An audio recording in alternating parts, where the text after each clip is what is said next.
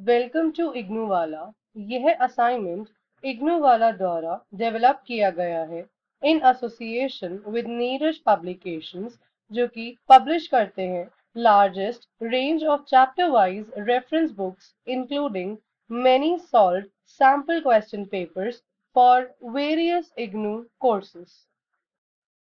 Now, let's start studying the assignment for the subject code NCO 24 Business Ethics and CSR. Starting from question number 1. Business ethics is an oxymoron. Justify. The nature and concept of ethics, we can say that business ethics is nothing but कि किस तरीके से ethics को यानी कि नीतियों को apply किया जाता है एक व्यापार में। बिजनेस एथिक्स प्रूव करते हैं कि बिजनेसेस को एथिकल और प्रॉफिटेबल बनाया जा सकता है। Business ethics was thought of being a contradiction of terms. Human beings को एंडाउड किया गया है for the freedom of choice and means of free will. Human easily distinguish कर सकते हैं between evil and good, right and wrong, just and proper. Moreover businesses को इस तरीके से थॉट किया गया है as a being of living growing entities. However, at most of the times, profit maximization and discharging of social responsibilities at the maximum limit cannot be carried out simultaneously. एक conflict arise होता है जब दोनों topics को एक साथ achieve करने का ट्राई किया जाता है। For example, ruining occupations of age-old inhabitants in a particular locality and their ethical way of living by using advanced technology is an ethical dilemma. Technological advancement को यूज करके किस तरीके से लाइफ और अर्निंग्स को रिलेट किया जा सकता है by the utilization of advance technology एक बहुत ही डिफिकल्ट क्वेश्चन है आंसर करने के लिए। लेकिन इसका ये मतलब नहीं है कि टेक्नोलॉजी में हुई एडवांसमेंट को लोगों के बेटरमेंट के लिए अप्लाई ना किया जाए। साइंस और टेक्नोलॉजी हर तरीके से लोगों की लाइफ को बेटर बनाने के लिए और अपलिफ्ट करने के लिए यूज की जा सकती है। बिजनेस को अप्लाई करने के लिए क्या ऑब्लिगेशंस हैं is open to interpretations. Obligations में इंक्लूड होता है costly to the company, yet this may be discharged.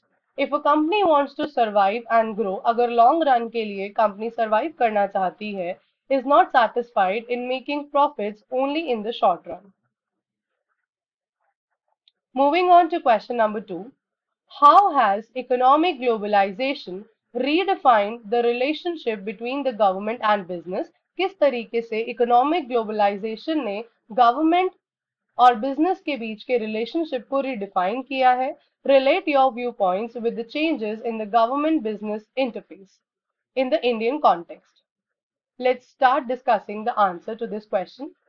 Economic globalization refer करता है इंटीग्रेशन और इंटरडिपेंडेंस के इंक्रीज को of the national economy through the free flow of goods, services, capital, technology across border.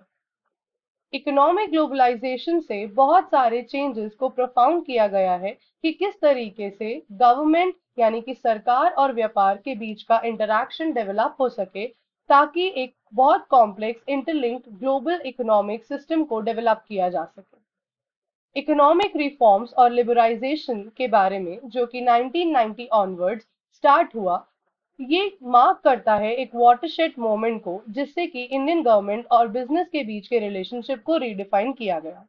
इस reform का main aim था Indian economy को liberalise करना with the help of reduction in industrial licensing, reduction in tariffs and quotas, privatisation और disinvestment को promote करके, foreign direct investment यानी कि एफडीआई प्रोग्राम को एनकरेज करके, पब्लिक प्राइवेट पार्टनरशिप और इंफ्रास्ट्रक्चर की development through. Ease of doing business reforms, इसकी क्या आसान तरीके हैं? इंडियन गवर्नमेंट ने बहुत सारे स्टेप्स को इम्प्लीमेंट किया जिससे कि बिजनेस को इस तरीके से इजी तरीके से किया जा सके, जैसे कि बिजनेस को सिंप्लीफाई करना, रजिस्ट्रेशन प्रोसेस को मॉडिफाई करना, नंबर ऑफ लाइसेंसेस और परमिट्स रिक्वायर्ड को कम करना। जीएसटी इम्प्लीमेंट होने से एक बहुत ही मेजर रिफॉर्म को एम किया गया, जिससे कि टैक्स स्ट्रक्चर को सिंप्लीफाई किया गया by creating a single national market, जिससे बिजनेस ऑपरेशंस को बहुत ज्यादा स्मूदर बनाया गया। Moving on to question number 3. Now this question is divided into two parts. Let's discuss part A first. Examine the role of values in the CSR strategy of business. Values के role को explain करते हुए CSR के context में explain कीजिए। CSR यानी कि corporate social responsibility एक तरीका है कि कैसे एक कंपनी मैनेज करती है अपने बिजनेस प्रोसेसेस को, ताकि सोसाइटी के ऊपर एक ओवरऑल पॉजिटिव इम्पैक्ट लाया जा सके और जिससे कि कंपनी बैलेंस कर सके अपनी economic, society, social and environment responsibility को, ताकि स्टेक होल्डर्स की एक्सपेक्टेशंस को एड्रेस किया जा सके। ऑल बिजनेस ऑर्गेनाइजेशन इस बात से अवेयर होनी चाहिए कि किस तरीके का इफेक्ट वो लाती हैं सोसाइटी को, including the financial, social and biological processes. जब एक कंपनी सीएसआर को प्रैक्टिस करती है तो ये रिफ्लेक्ट होता है कि ऑर्गेनाइजेशन बहुत ज्यादा डीप इंटरेस्ट रखती है सोशल मैटर्स में, और साथ में वो किस तरीके के एफर्ट्स करती है सोसाइटी और एनवायरनमेंट के बेटरमेंट के लिए। सीएसआर की बहुत सारी डेफिनेशंस ये बताती हैं कि कैसे एक रिलेशनशिप डेवलप्ड है between the financial, natural and social angles, और क्या सोसाइटी पर उसका इम्पैक्ट है with the help of activities of the organisation. CSR का कॉन्सेप्ट ये बताता है कि एक ऑर्गेनाइजेशन का क्या रोल है बिजनेस डिसीजंस को लेने में, और वो ज्यादातर प्रॉफिट मैक्सिमाइजेशन को एम ना करें या higher market value of it share, but साथ में वो इंटरेस्ट और अदर मेंबर्स को प्रोटेक्ट करें, सर्व करें, including workers, consumers and society. Moving on to the part B of question, explore the relationship between corporation, its stakeholders and strategy adopted for better relation. Let's discuss the answer. Corporation और उसके stake holders के बीच का relationship एक fundamental है to the company's long term success and sustainability.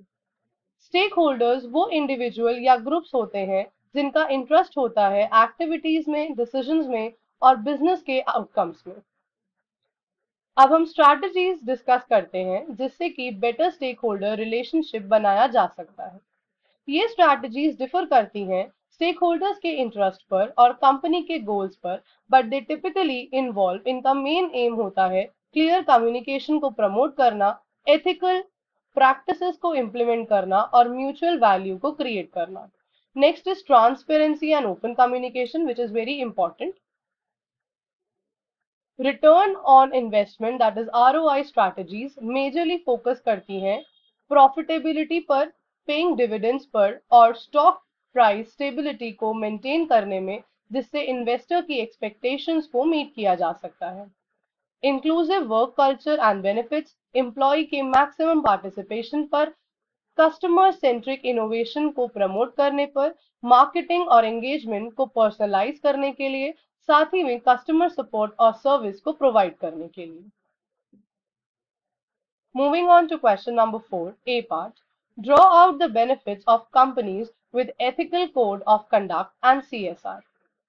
Let's discuss the answer. Weatherill Associates Incorporation, जो कि एक small privately held supplier है इलेक्ट्रिकल पार्ट्स का to the automotive market, has neither a conventional code of conduct nor a statement of values. WAI एक quality assurance manual provide करता है जिसमें philosophy text का कॉम्बिनेशन है, कंडक्ट गाइड, टेक्निकल मैनुअल और company की profile, जो कि डिस्क्राइब करती है कि कंपनी कमिटेड है ऑनेस्टी और guiding principles of right action के। राइट एक्शन एक बेसिस है WAI के डिसीजन का, which is a well developed approach that challenges most conventional management thinking. WAI की एक बहुत ही यूनिक अप्रोच है to competition. Newcomers generally react करते हैं कंपनी की फिलॉसफी पर positively, but not alle prepared for such a radical departure from the practices they have known elsewhere.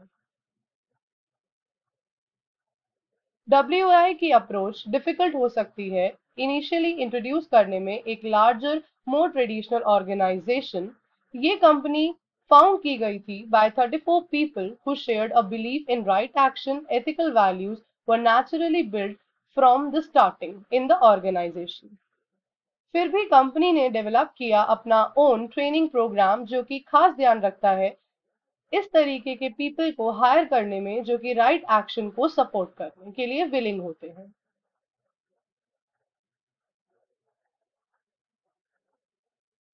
Now let's discuss the benefits.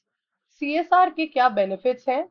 The main benefit is that satisfied employees, employees को proud feel हो organisation के बारे में जिसमें वो काम कर रहे हैं। Next is very important which is satisfied customers। Relevant research ये कहता है कि बेटर बिजनेस जर्नी के लिए 88% of the consumers said that they were more likely to buy from a company. वो ऐसी कंपनी से खरीदारी करना प्रेफर करते हैं जो कि ऐसी प्रैक्टिसेस और एक्टिविटीज में इन्वॉल्व हो जो कि सोसाइटी की बेटरमेंट के लिए बहुत ज्यादा नेसेसरी है। Positive PR, cost reduction, company की कॉस्ट को रिड्यूस किया जा सकता है ज्यादा एफिशिएंट स्टाफ को हायर करके, एनर्जी सेविंग्स प्रोग्राम को इम्प्लीमेंट करके, पोटेंशियल रिस्क और लाइबिलिटी को इफेक्टिवली मैनेज करके और कम इन्वेस्टमेंट करके ट्रेडिशनल एडवर्टाइजमेंट में। Moving on to B part of the question, why responsibility to its stakeholders is the fundamental principle of business ethics and CSR। हम stake holder theory के according यदि discuss करें तो इस थ्योरी के हिसाब से ऑर्गेनाइजेशन को स्टेक होल्डर्स के इंटरेस्ट को प्रोटेक्ट करना चाहिए और साथ में अपने सजेशंस को इनकॉर्पोरेट करना चाहिए। बिजनेस फिलॉसफी इंक्लूड करती है ऐसे मिशन और विजन ऑफ बिजनेस को जो कि ड्राइविंग फोर्स है एक बिजनेस को एक्सटेंड करने के लिए और साथ ही में एक्सप्लेन करता है कि बिजनेस किस तरीके से एग्जिस्ट करे और अपने ऑब्जेक्टिव्स के लिए क्लियरली डिटरमाइन करे। एक एथिकल फ्रेमवर्क बहुत ज्यादा नेसेसरी है हर डिसिप्लिन को एग्जिस्ट करने के लिए जो कि प्रोवाइड किया जाता है by the philosophy underlining it.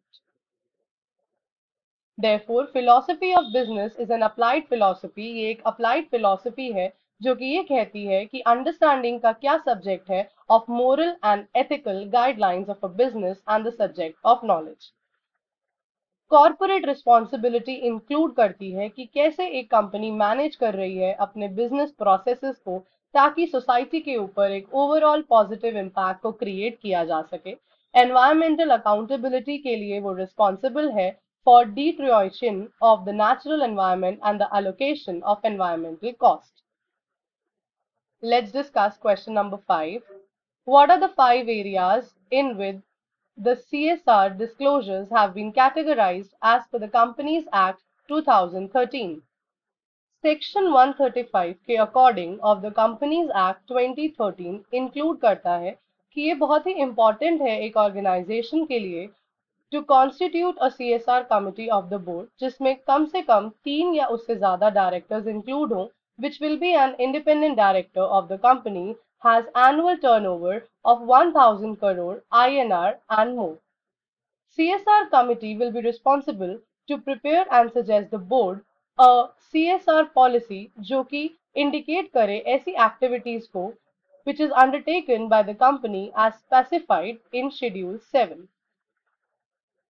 The board of every company shall approve the corporate social responsibility for the company और वो इंश्योर करे ऐसी एक्टिविटीज को taken by the company। इस असाइनमेंट और ऐसे इग्नू सॉल्व असाइनमेंट्स को डाउनलोड करने के लिए विजिट करें हमारी वेबसाइट ignowala.com। अब आप नीरज पब्लिकेशंस की IGNOU based chapter wise reference books with solve sample question papers पर पा सकते हैं up to 50 plus additional 15% discount की ऑफर। इस ऑफर को अवेल करने के लिए visit www.neerajbooks.com today। For more updates and information related to IGNOU, please subscribe And also comment below if you have any feedback and which assignment do you want to see next. Thank you for watching.